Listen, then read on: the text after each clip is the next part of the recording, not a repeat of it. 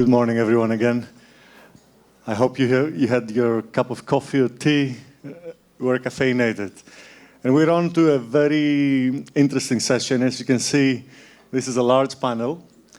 And that means that we will try to be focused and meaningful in the comments that we'll have. We'll spend about an hour discussing what is the future of utilities and the future of companies and enterprises in the power sector, and how this future translates in the types of skills that we're looking for in women and ladies who will be joining the industry. My name is Dimitrios Papathanasiou. I manage the energy practice for the South Asia region in the World Bank. And whenever people ask me about what I do and what I cover, I tell them two numbers. In the countries that we work on in South Asia, we have 1 out of 4 of every person on the planet. A quarter of the world's people live in the South Asia region, the countries that you see represented here. And when it comes to the power sector, we have about 1 out of 20 megawatts installed. So only 1/20th of the world's power is available to a quarter of the world's population. The good news about all that is that this is an area of growth. There's a huge amount of demand coming. There will be plenty to do for several years to come. And as everyone is looking for good jobs, and I'm sure that most of the girls and the women in South Asia also are looking for good jobs, this sector, the power sector, is a sector where opportunities are going to be there at all levels, from top management all the way to technicians and administrative personnel. So I think the question that I would like to discuss with our panel members here is, how do we see the future of the sector as it is changing fast? And what is the type of skills that we're looking for women as they enter the industry, and what are the types of skills that will make women be successful and raise and have successful careers in the industry? So I think so that we manage the time and we're able to give an opportunity to everyone to get started, what I would suggest is I will ask you to contribute on a question. But before you start speaking, why don't you introduce yourself very briefly, where you come from, the entity you're working with, and then you can go into the key of the question. So I think one of the main differences as the sector is moving today is that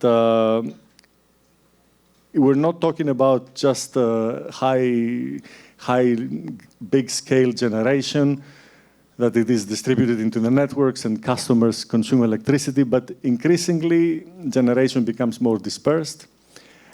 The network is becoming more intelligent and there's more interactions. And I think the real revolution that is coming is that very quickly the power sector will start serving more and more transportation. It will come into the form of charging electric vehicles. Already there are plenty of electric scooters. And there's much more dynamism in a sector which is finally changing. So maybe I would like to start with you, Sohaib. You're next to me. As things are moving and as we're facing changes in the industry, what are the types of skills that you think good professionals need to have in the sector? And how can we convey the skills and the attributes that we want into the women that are getting ready to join the industry, and to those who are in the industry, how they can develop them even further? Thank you very much. I'll just briefly introduce myself. My name is Shuaib Taki. I'm a General Manager HR in WAPDA, which is Water and Power Development Authority. That's the oldest and the largest, 1958, the only department which has been mandated for the hydel generation. We used to do everything, the transmission, distribution, and the hydel generation, but since 2008, these has been divided into various separate sectors for a better optimum utility of the product as a whole. So coming back to answering your question, as I said earlier, that we deal with the Hydel generation. So Hydel means these projects are mostly, I'm sure in other part of the world as well, but in particular to Pakistan, these are located in a very remote areas where the general access and the living conditions, even for men, are very, very challenging. So, and we have two divisions of it, like the civil engineers, which are required during the construction of a project, and the power or electrical engineers, which are required during the O&M stage. So, as far as the requirement is concerned, definitely that diversity is required, as it has been debated, and I think it is unquestioned that we need a diversity into the power sector, and it brings more fruitful results for any organization in the near future. But the girls and the women have to focus on these scientific subjects, and I think all of us are very familiar with these initiatives of STEMs, which will generate, which are going to promote the future requirement of to the power sector, and that's the way forward on which already a lot of initiative is being done. So you mentioned that education is a key part in promoting technical and engineering education. So this is a good segue to Shanti Jagannathan, our colleague from the Asian Development Bank and a principal education specialist. What is it that more can be done on the education space so that we prepare women, first of all, get more women into the engineering disciplines, and then how do we prepare them better for the industry? Thank you. At the education sector practice in ADB, we look at education strategy and policy in a more holistic and a more broader way on how to promote high quality education, access to education, which is also equitable. When we come to this particular sector, which is like has not been very equitable in terms of participation of women, but it's not the only sector. It may be a typical of a sector, but there are also inequalities in other sectors. The first is I think many people have mentioned it, is to invest more in STEM education, the science, technology, engineering, math education. But what we found when we work with governments is that you need to really start that early. When you get to university level, it's already too late. When you get to high school even, it's too late. So it's middle school that really needs to make a really big impact on ensuring that girls are able to take part and successfully take those studies. We have a syndrome where students pass through the whole school cycle and not have the requisite capacities or the competencies required to continue study forward. So, so in terms of high school education, they really need to come with a very strong science foundation. So we feel that investing in middle school and promoting girls is very important. Another thing we find is that while investing in education and training is a necessary condition, it's not sufficient condition. What we note in the labor market outcomes is that the growing equality for women in participation in education and training is not mirrored in terms of equality in the workforce. So labor force participation rates tend to be much lower than the rates of participation in education training. And even in advanced countries like the UK, there is evidence that the proportion of women and other ethnic minorities in science education is not mirrored in terms of their participation in the workforce. So that's one thing that we need to have much more additional support, whether it's Rehanna mentioned this morning about role model coaching. We need to think about career counseling, coaching, mentoring, and also employment facilitation, and when they at the end of the education cycle, to enable more women to enter the workforce, and in this particularly hard sector, which is struggling to anyway attract talent. And the second part is about is to also look at how the sector is transforming. So and to make it more attractive to the millennials, the adoption of high technologies is really transforming the landscape of how the fossil fuel sector is interacting with the renewable energy sector at the advent of smart grids, and also the distributed scale of operations, which can also give rise to distributed employment opportunities. So we need to think about education and training models which are more distributed, decentralized, and on-demand training and facilitation. Thank you very much. Now, you mentioned participation in the workforce, and I would like to ask Ms. Pallabi Zaman, who is Director for Training and Career Development in the Bangladesh Development Board. How do you help the women that enter the Bangladesh Development Board? Yes. And what works for you? What do you think we can be looking for as an example for others as well? At first, thanks to all, and WePOWER also my experience share with yours. I am Pallabi Zaman, as you said, and I am working PDB long 32 years. But as a director, my experience is 2 years. Here, I think for skill manpower, training is the only part, I think so. When I recruit fresh graduate engineer, then provide basic training 3 months long. After that, they are posted in different, now BPDB consists generation and distribution, not transmission side. When we provide at generation side, then they time to time get the training at inside country and overseas training also. And nowadays, fresh graduate engineer who are recruited by BPDB are also posted at distribution side, and they work in substations and distribution line also, and they prove their experience, and very much we are happy. Now, this year, we recruit almost 40 engineers, and in this 10% women engineer recruit in this year. It's a very good sign in the power sector. Thank you. Can I ask you, when you design your training for your engineers, do you make any special considerations, or is there anything special you try to think of about the women that are trained as engineers in the company? No, it is not separate. It's a common program, and we provide, now we provide 10 to 20% women engineer in this group. We want to try this. Okay.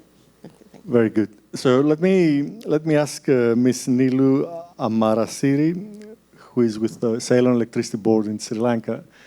How do you see the needs of CEB as the environment is moving, as you get more photovoltaics in the network? How is this affecting your business? How do you see the future of the utility in Sri Lanka? And what could be the role for women in the power sector in Sri Lanka going forward? Thank you very much. I am Nilu Amarasiri from Ceylon Electricity Board. Ceylon Electricity Board is the sole responsible for the electricity generation, transmission, and distribution. In our Ceylon Electricity Board, we have more than 1,000 engineers, and almost 25% of the workforce is women. But the other thing is, but the problem is, at the supervisory level, we don't have many supervisors, women supervisors. But we hope to employ them in future. And in the other staff, we get plenty of women, but technical staff, only engineers, but not supervisors. But we hope to do them training, and in the case of training, there is no problem for women, whether women, men, there is no problem for anyone to get training, and equal opportunities, and it's okay. Thank you very much. Can I ask you, do you see any changes in the way that the Ceylon Electricity Board is thinking about how the business will develop in the next 5 to 10 years, with more renewables coming in and the system becoming more decentralized? Yes, it is. Yes, it is. We have, in the project sense also, we are going to have more renewable energy in future, mostly within these 5 years. And we hope to employ women in future, mostly in these 5 years. There's a plan for that. Very good. Let me ask you, Sangay, in the Bhutan Power Corporation is leading the way for clean energy in Bhutan, and Bhutan is one of the countries where almost all of the power generation is clean. How do you see the role for women in the power sector in Bhutan going forward? Thank you very much. My name is Sangay Tenzin. I'm working for Bhutan Power Corporation. I think basically we are the sole distribution and transmission company. We also do generations up to 5 megawatts. With regards to the women's participations, I think the number shown by Raina is a little bit encouraging, but that doesn't mean that we should be complacent. We have a long way to go. We don't have much. I would divide the Bhutan women's participation into power sector into 3 parts. One is leadership or executive. We don't have any issues. In fact, we have women in board level. We have women in management level for the first time in BPC. 2 women as a member of management and the board level. We have no issues or problem with the gap between in the engineer level. A lot of engineers, women participation, exhibition. I would quote one of my colleagues, Ugen. I think we have worked in one of the sites. She stayed in the forest for almost like 1 month, doing some surveying, constructions. She can stay. But big challenges is not in the supervisor level, but in the low level, technician level, technical level. How can we encourage? In fact, I was the project manager for the gender inclusiveness, clean energy. It was funded by ADB. I think when Reina was quoting the solar warrior, I was the project manager. What I found challenges like how can we motivate this low level, the technician level, technical level, That's a big challenge for BPC. In fact, I think 19% of the females are in engineer level, but very low level from the lineman or technician level. Because what do you think? We all know very well, right? When you say power means directly we think like a tough job, with the dress, uniform, carrying the poles. And in fact, that is true in BPC. Yeah, I can understand why women are not, especially there's low level in the technical level, because just imagine the terrain in Bhutan, all the mountains. The road came after electricity line. So electricity line passed through one way and road is going through a. Now imagine to provide a reliable power supply, you have to walk 2 days, 3 days carrying poles. It's not possible. In fact, I remember, I don't know, one of the ADB representatives when they came to Bhutan, BPC to discuss, negotiate on these things, our CEO was saying, no, not possible. I'll not send my daughter to become a technician. We're not afraid of the kidnapping or rape things. We're afraid more about the wild animals, or like we believe in most ghosts and spirits, What if someone ghost happens, something like that. So that is a big challenge, that landmen. But despite that one, if we all can motivate or encourage women, especially the solar warrior, they are very, positive signs. They can do it. In fact, I think ADB crew came to see themselves, to shoot a video, whether they believe or not. I think there are 2 people from ADB came to Bhutan. I think it was in 2014. I think they were surprised. The women climbing the pole. They're carrying 2 to 3 days walk in the forest. That itself. But we are all like leaders, right? If we can encourage like our own children, what I realized as a project manager doing that project is like, if we can motivate, encourage, I think women can do equally. This is what I feel. Because sometimes, as a project manager, they call us at 4 or 5 in the morning, Because those in the remote area, for the technical level, for them there's no time. It's like 24-hour service. So they don't care. The office starts at 9 or 10, For them it's the morning. So we are all leaders. What if we can motivate or encourage? This is what I feel. If we can encourage and motivate, I think women can do much better, in fact. And in BBC, in fact, some of the women's engineers are doing much better. I was quoting again, she stayed in the forest for 2 months, I assume, when she was planning for GIS mapping. In fact, BPC started, I hope I'm not taking the time. Go ahead. Thank you. We are coming up with a smart grid policy, where it shows that, and we are implementing the distribution management system. And all the global GIS mapping was done by ladies, women, And honestly speaking, these women are very particular. If you tell the men to not like discrimination. If you tell the women to go for GIS mapping, they are very sincere. They do accurately. Whereas if you tell the man, okay, sir, because it's on top of one pole is on the top of the mountain, and they don't want to climb the mountain, or through the forest. They just put the guessing the GIS equipment sees, okay, approximately plus minus something. And honestly. But women are very sincerely, they go really, tough to forest, climbing through the poles, mountain, and they do accurate mapping. This is what I observe during my 17 years career. Thank you very much. Thank you very much, Sanjay. So I appreciate what you said about the difficulty of getting more women employees at the technical level. And I remember a few years back, I was talking to the principal secretary of energy in Rajasthan. And what he did, which was extraordinary, and I haven't seen that before, he had specific substations that were run only by women. So the full team of all the people, from the engineers all the way down to the technical people, they were all women. And the substation was run just by women. So I think you're right, as leadership matters into that, and having these types of targets where you basically say this will be done all by women. First of all, it can be done. And as you say, sometimes it can be done actually better when it's done by women. And it just requires this focused leadership and attention to get it done.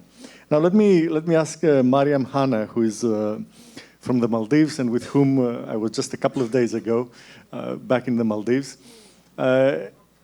It seems, at least on the numbers, that you are one of the few special persons female in the power sector in the Maldives.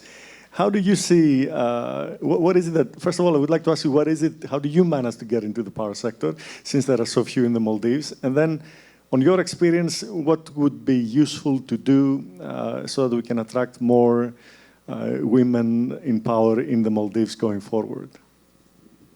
Thank you. Hello. First, I'll introduce myself. I am Mariam Hanna from Maldives. I'm currently the Deputy Director of Business Development, and I work for Fenaka Corporation. It's a state-owned utility company providing electricity, water, and storage facilities to 154 islands in the Maldives. So, as for your first question, how I got into the power sector, after I did my bachelor's, I'm actually in the business development side by profession. So after I did my bachelor's, I wanted to get into a sector where I can interact with many different people. And I think what really interested me was Fenaka Corporation is a company which provides a very basic utility service to rural islands. So development of those islands, economic development and sustainable growth of those islands is something which I was quite interested in. And that's what got me interested to join the company. And it was after joining the company, I actually understood the scope of the company and the potential that the company can have to play a very significant role in the economic growth and development of the Maldives. And as for your second question, why there were so few numbers in the sector, one of the reasons is because we don't have a proper educational path facilities for higher education in the Maldives. Even as of now, for those students who want to study engineering, they have to go abroad for their bachelor's and master's, either through government scholarships or scholarships from ADB, World Bank, or different such organizations, or they are private funded. And most of these students, after they go abroad, they get better opportunities elsewhere. So few return back to the country. So in order to ensure that we get a good number in the future, I believe that we have to improve the educational infrastructure in the country. Can I ask you, and others have mentioned earlier, that focus scholarships, for instance, for women students is one way to attract more candidates in the sector. What would be your feeling about that? Do you think that this is something that could work or that could be pursued? Yes, I believe so, because in other sectors, we have had students going abroad on scholarships and returning back, and we have seen positive outcomes from their work as well. So it has been successful in other sectors. Thank you very much. So let me move on to Ms. Nadia Obeidi, who is in Afghanistan. And our World Bank team that's working in the energy sector in Afghanistan is also coordinated by a lady, Fanny, you may have come across her. So I wanted to ask you, Afghanistan is one of the places where women have struggled to come into the mainstream workforce, have had a difficult time moving on with education. How do you see things within DUBS, and what is it that you're doing within the Afghanistan utility company in Power to promote more the role for women in the sector? How do you manage to keep the women? And I cannot forget that when I visited the procurement group of DUBS, it was fascinating to see that most of the engineers who were doing evaluation were women. And I have to say that gave me a very positive feeling about the way things are evaluated and how well things are done. But can I ask you, how are things going within the Afghanistan utility? How do you see participation of women there? Okay. Good morning, everybody. So my name is Nadia Obeidi. I'm from Afghanistan, and I have worked in DAPS